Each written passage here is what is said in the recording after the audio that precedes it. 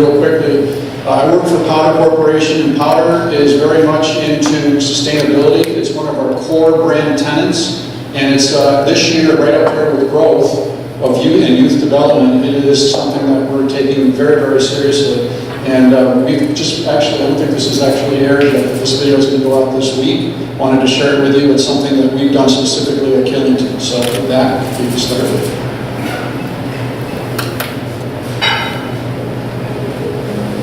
Why do these mountains matter? Why should The building program for Powder. So with that, if you can go to the next slide. One more. And just to kind of start this off with a couple of things, if you could hit I've got a couple of different things. One more. So a couple of the things that Powder is very proud of, and this has been already kind of announced by Tyler, and what they're doing in terms of the reduction in the carbon footprint. We've been doing this for a number of years. We have a sustainability officer, and she's been working with us at the resorts for the last couple of years, and we're really on a mission to continue to reduce our carbon footprint. So it's been 50% over the last 10 years. Next. So a couple of things that we do specifically at Killington, I'm going to kind of address here. First of all, does anybody know what cow power is? Or been to Killington and seen what that's all about? So I'm going to talk about cow poop. A lot, actually, here in a minute. So we've done something called free air refrigeration, solar power, and some recycled water programs. If you've gone to the bathroom in Killington, you'll see on the back of stalls, we actually have a little thing that talks about the water, how we recycle it through our systems. And then we also just have made a major investment in electric car charging stations. So next. First of all, the K1 Express gondola and the Peak Lodge are both powered by cow power. So if you don't know how that works, I got a video here that will show how that all comes together. But we buy this power actually off of the grid at a premium. It does cost us a little bit more to do it, but it's something that we really believe in and we've been doing it for a number of years. So this video kind of outlines what it's all about. And we're using that for our energy sources, or one of our energy sources. Next. Again, the recycled water program. Killington owns and operates 2 wastewater treatment facilities where we recycle wastewater and we put it back through the system. It's not potable water, so don't be drinking anything out of the toilets at Killington. But we'll continue to do that. We'll do that in all of our base lodges, and we'll continue to do that as we start to build new base lodges, and we brought that up to Peak as well. Next. We use something called free air refrigeration, which is a Vermont-based company that developed a system which basically uses the outside cold air to keep our food in our coolers at a temperature that we need to maintain for maintaining our food programs. Okay, next. We also work with a local regional transit system where we down in Rutland, those buses, we pay them a lot of money to come up through our network and work the access road, and it takes a lot of employees and guests all over the resort. So first of all, next, we use again the bus. One more, if you could, please. So the numbers are, the current ridership in the region exceeds 800,000 one-way trips, with resort-related trips exceeding 375,000, of which 75,000 are commuter and employee-related, which continues to increase each year. So we're, again, very proud of that program. Next. Snowmaking, if you could hit the next one, please. We just recently worked with the Vermont Utility, and we just a couple of years ago bought about 1,200 guns in 1 year to make this program happen. So we've got 14 low-energy snow guns that gives Killington and Pike an estimated total percentage of snowmaking hours for low energy to 72% for last year. Next. And then one of the things that this has really done, just to kind of put it in perspective, the resort can operate 50 low-energy guns, because we have a real arsenal, a mix of different things, and we can run versus 1 high-energy snow gun for the same amount of air, which is pretty fascinating when you really start to break it down, especially when it gets cold. These guns, the high-energy efficient guns, really start to produce a lot of snow with a lot less air. In fact, some of the guns that we're using now don't even use air. They just generally use low water pressure at very low temperatures. Next.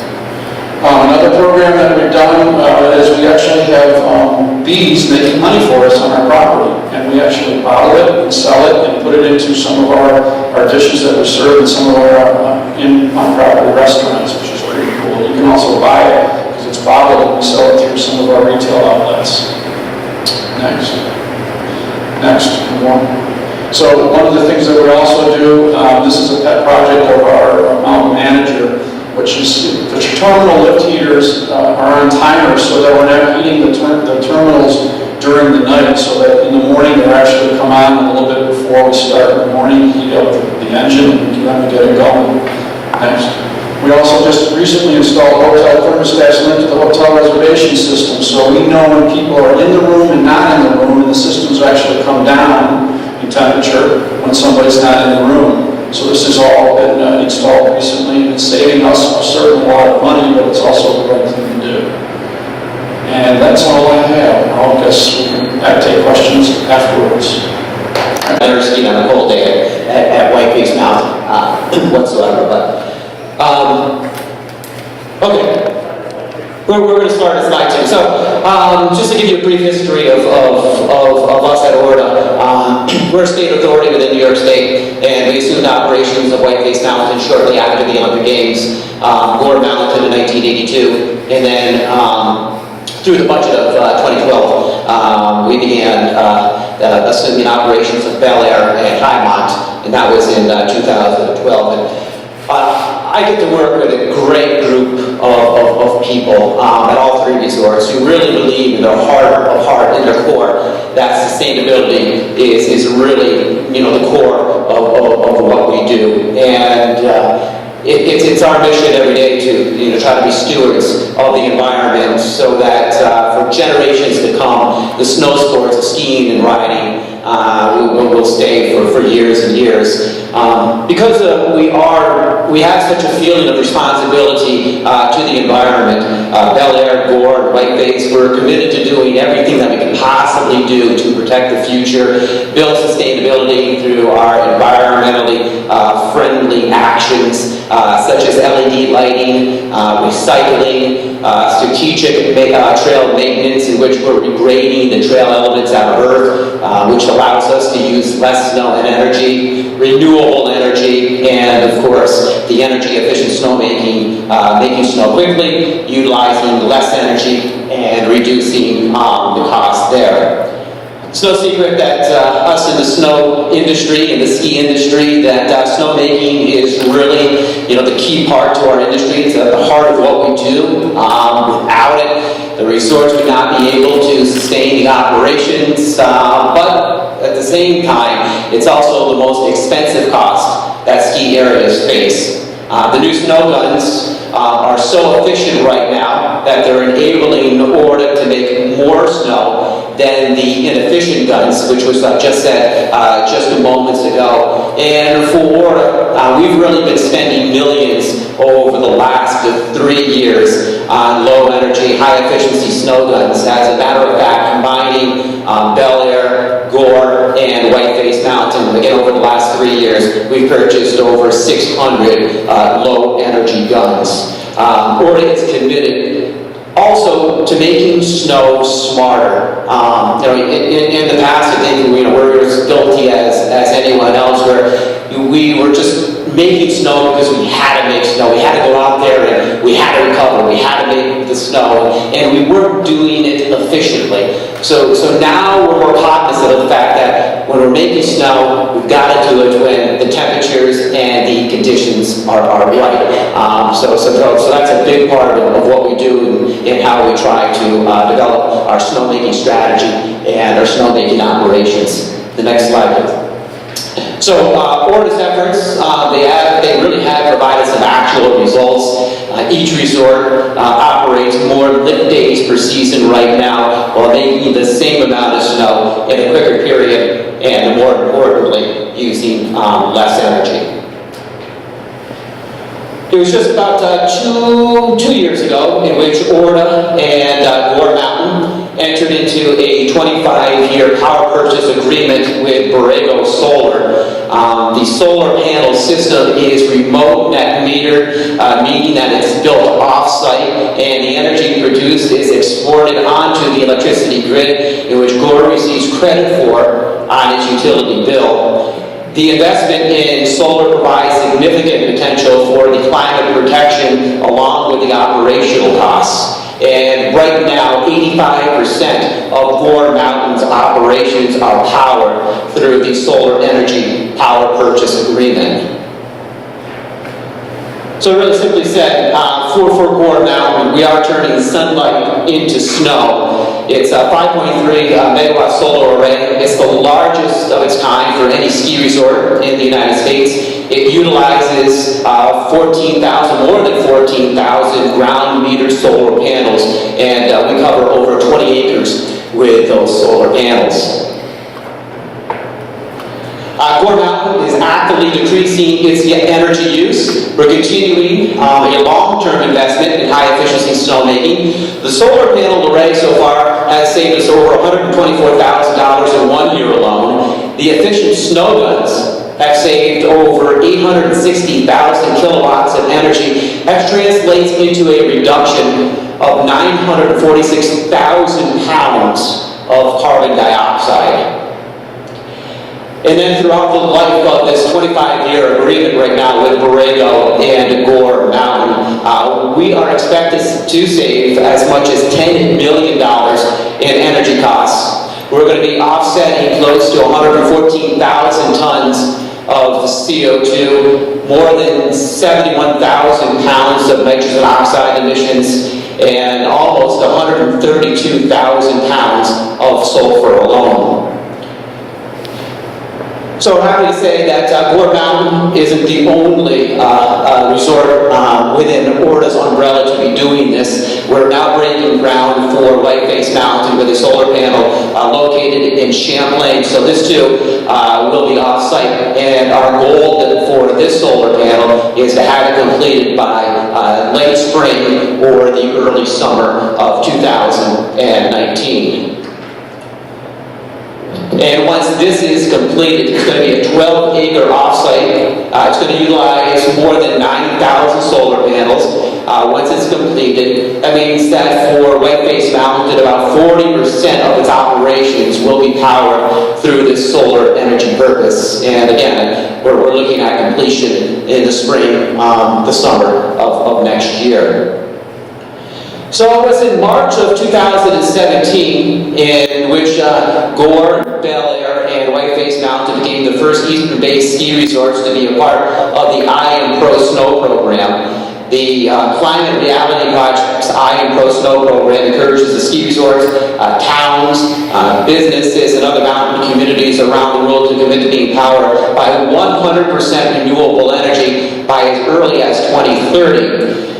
These initiatives also align with Governor Cuomo's Clean Air Energy Standard. It was in August of 2016 that the New York governor announced a comprehensive and very ambitious clean energy mandate to fight climate change by reducing harmful air pollution and ensuring the diversity and also using reliable energy supplies. So the Clean Air Energy Standard requires that as much as 50% of the Empire State's electricity come from renewable energy, such as turbine and solar, by the year of 2030. And then by committing, being a part of the 100% committed, the three resorts are working their way away from the dirty fossil fuels and shifting to 100% clean and renewable energy. It's important that we continue to build relationships and foster our relationships with these environmental partners like the New York State DEC, the Adirondack Park Agency. We work very closely right now with the Adirondack Mountain Club, the Upper Hudson Trail Alliance, and in our marketing campaigns and talking about sustainability. We work very closely with Bruce of Lake Placid, New York. So over the past several years, ORDA ski resorts, they've been recognized for their environmental excellence. ORDA's resorts have been pioneers in environmental awareness initiatives in the Northeast. In 2016, Gore Mountain won the Silver Eagle Award, and what we did is we submitted a list of 12 action items over a 12-month period. period. I've talked about the solar with Borrego, but some of the other items include the installation of 6 electric car charging stations. We also installed the new variable drives at the snowmaking pump house at Gore. This allows us to really control the amount of water pumped in to fluctuate more precisely with demand, so snowmaking can operate more efficiently than it's ever done before at Gore Mountain. And then just a couple of weeks ago, Gore won the DEC's 15th Annual Environmental Excellence Award for its commitment to solar and sustainability. So as I said, really, I work with a great group, a great staff at all 3 resorts who believe in their heart of hearts, within their core, that sustainability is where we need to be. We practice it every day, and our goal and our hope is that these snow sports continue long after us. Thank you.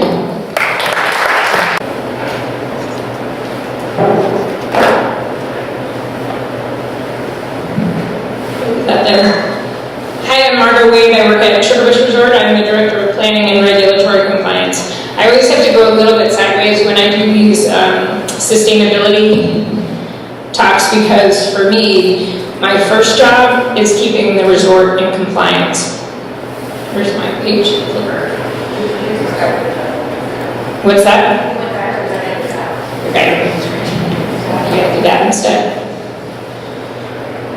So, Sugar Bush operates under about 250 actually now, land use and environmental permits. And I can tell you this, that the EPA doesn't care if you recycle and has charging stations and all those really great sexy things if you are not in compliance with your permits. So that's our first job, is to make sure that we are operating in compliance with our land use and environmental permits, along with all the federal regulations that drive those for us here in Vermont. Okay. We had mentioned earlier the climate challenge. So this is the NSAA program that does allow ski areas to track their emissions. And Sugar Bush is a member of the climate challenge. We joined in 2012, which I think was the second year that NSAA had that program going. We set a pretty conservative goal of 5% reduction within 5 years, and we totally bombed that. So, next slide, thanks. This shows the scopes. Actually, can you back up 1 sec? Sorry.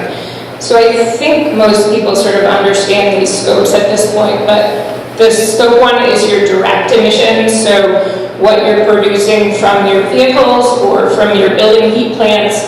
Scope 2 are your indirect emissions, so that's the emissions that are related to the energy you consume. And then scope 3 are a little bit further remove things like waste handling for us, where you really don't see those emissions, associated emissions. Okay, thanks, next.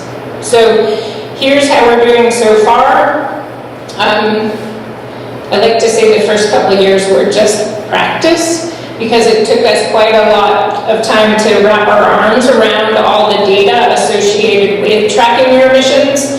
There are a lot of different folks you need to talk to, your power company, your fuel suppliers, your vehicle fleet managers, your water and wastewater guys, your trash guys and gals, of course. So it really took us a couple of years before we really had control of the data. So you can see we had some good reduction there.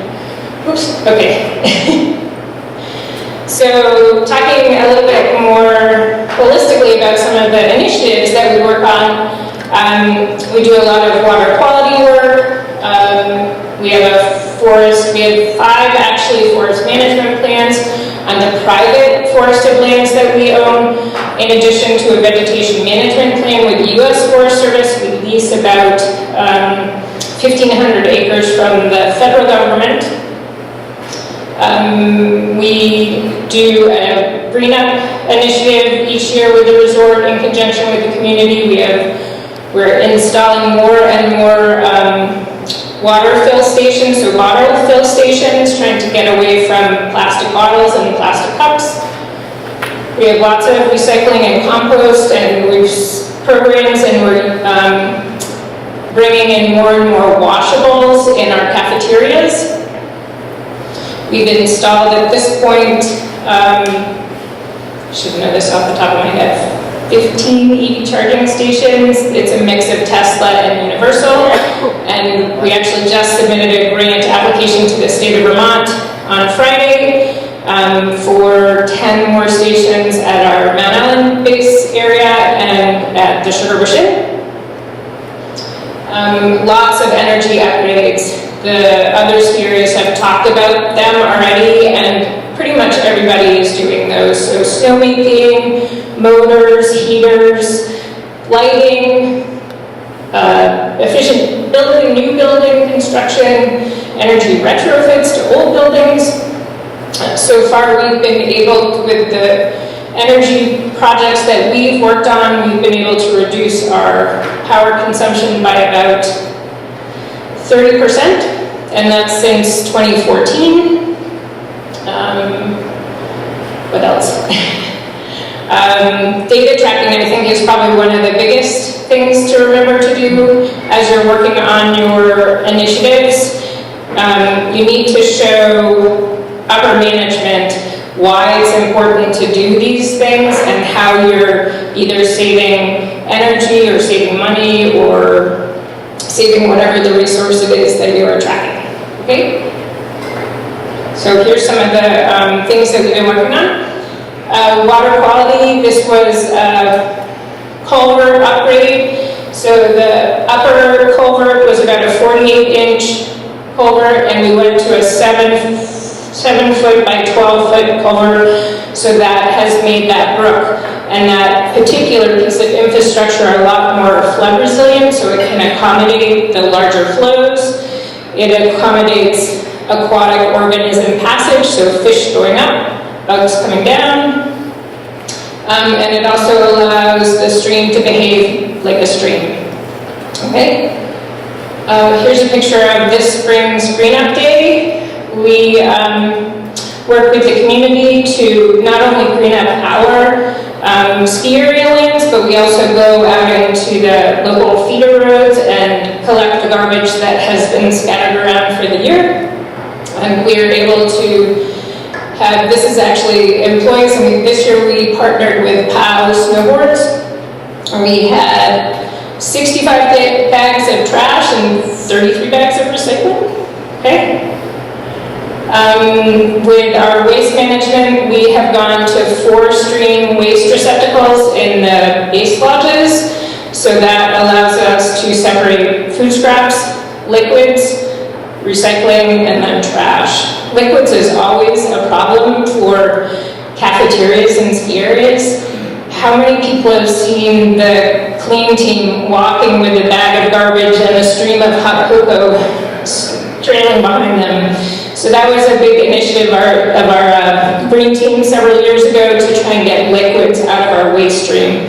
One, to keep things cleaner for the facilities crew, but also to reduce the weight of the trash. Oops, can you back up one sec?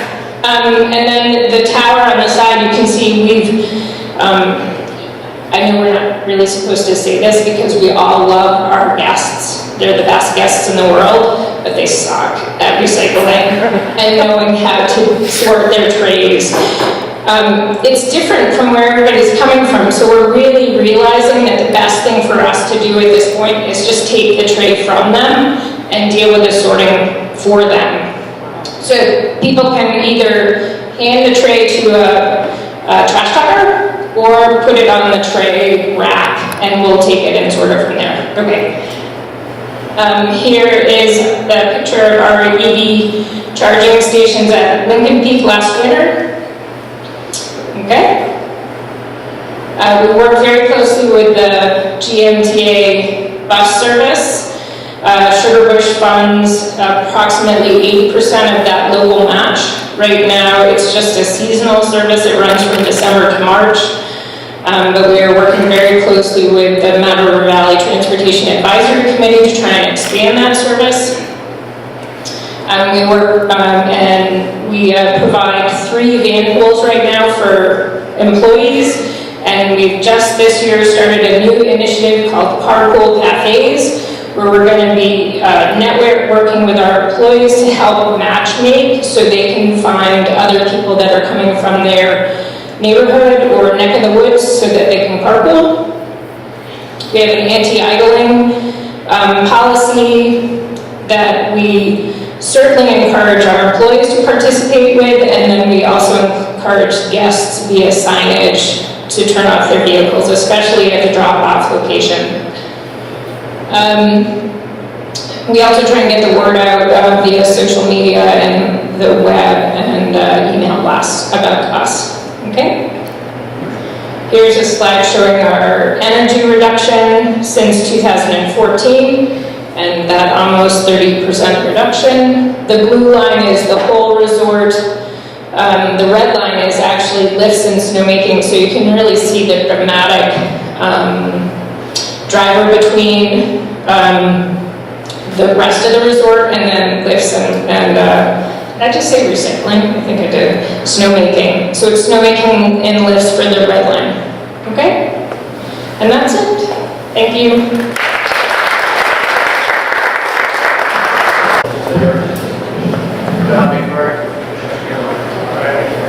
Thanks everyone. John McMurray, Efficiency Vermont. I'm an energy consultant there. I work predominantly with ski areas.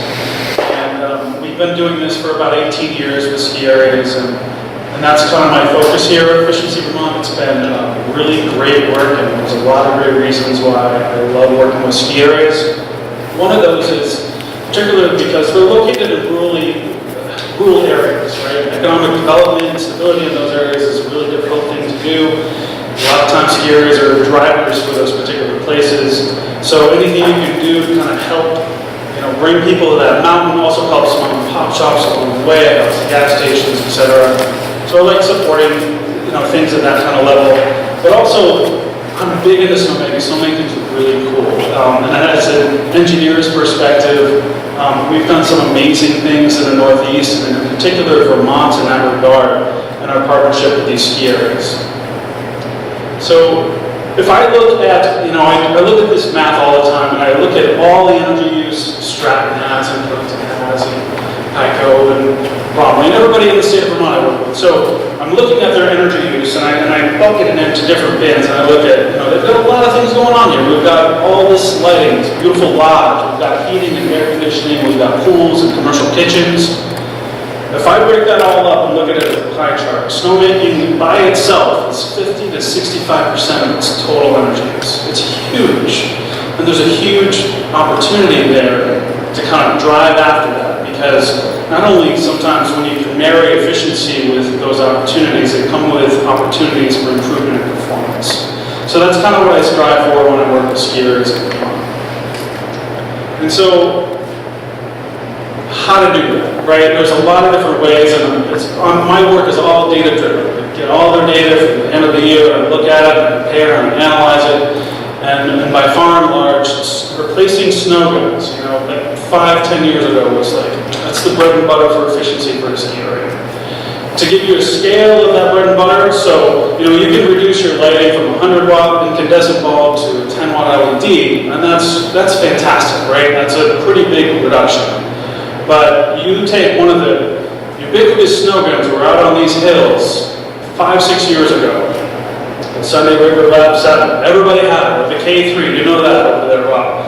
So these guns on average cost $10 an hour out.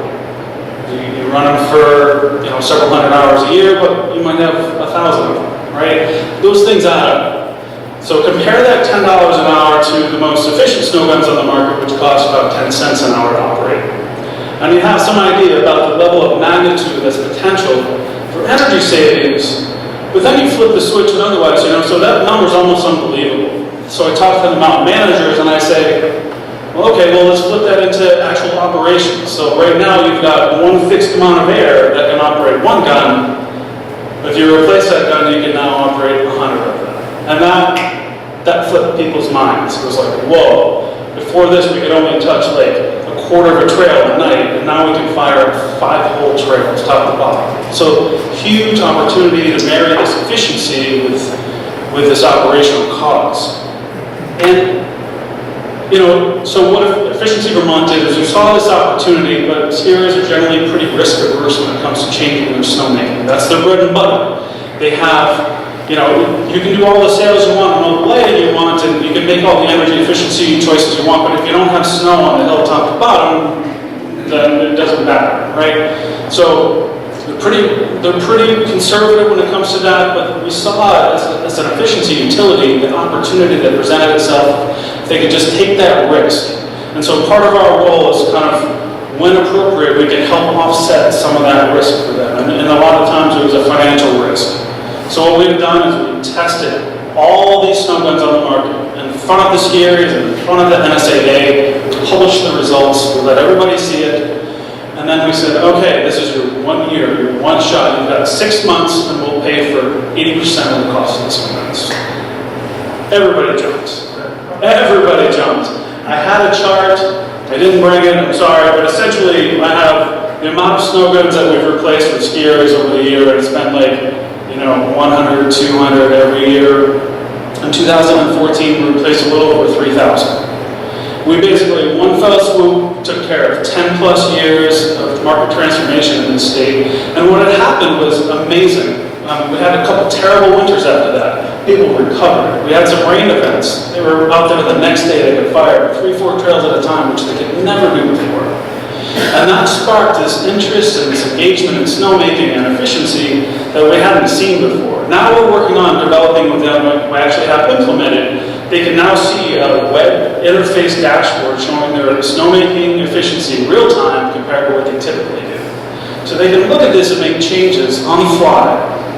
Right, so these were huge, huge improvements made in very short order by the collaboration with the skiers in New York and Vermont, but also this rippled into other states. I saw, you know, Maine did a very similar program. Right afterward, I'm working with New York right now to do a very similar program there. And so the entire New England area has completely transformed in snowmaking. And I looked, and I have all my work across the West, Colorado, California, Utah. We have in this quadrant of the United States the most advanced, the most effective, the most efficient snowmaking in North America. So the takeaway here is, if you're looking outside, if you're doing your weather reports and it's raining or it's, you know, sticks and gray and dark, I bet you your local chairlift is spinning. So just keep that in consideration with your reports.